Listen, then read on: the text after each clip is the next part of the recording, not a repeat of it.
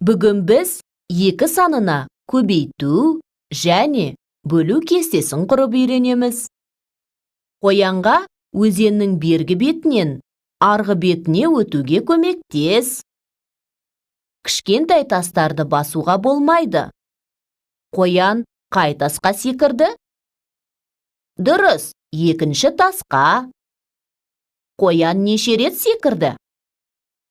Бір рет. Қанша тастан аттады? Дұрыс, екі тастан. Ендеше, екіні бірге көбейтсе, екі шығады. Қоян екінші рет секірді.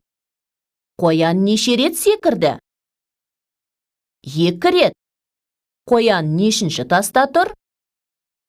Дұрыс, төртінші таста. Бір секіргенде неше тастан аттайды? Дұрыс, екі. Ендеше, екіні екіге көбейтсек, төрт шығады. Қоян үшінші рет секірді. Қоян неше рет секірді? Үш рет. Ол нешінші таста тұр? Алтыншы таста. Ендеше, екіден үш рет алсақ, алты шығады. Қоян бергі беттен неше рет секірді? Төрт рет. Ол нешінші таста тұр? Сегізінші таста. Ендеше, екіден төрт рет алсақ, сегіз шығады. Қоян бергі беттен неше рет секірді? Бес рет секірді. Нешінші таста тұр? Оныншы таста.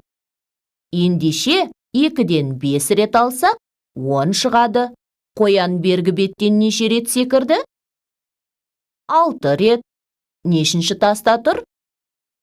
Он екінші таста. Ендеше, екіден алты рет алсақ, 12 шығады.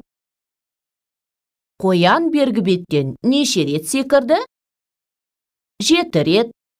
Нешінші таста тұр? 14-ші таста. Ендеше, 2-ден 7 рет алсақ, 14 шығады. Қоян бергі беттен неше рет секірді? 8 рет. Нешінші таста тұр? 16-шы таста. Ендеше, 2-ден 8 рет алсақ, 16 шығады. Қоян бергі беттен неше рет секірді?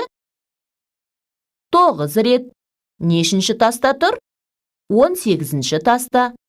Ендеше, 2-ден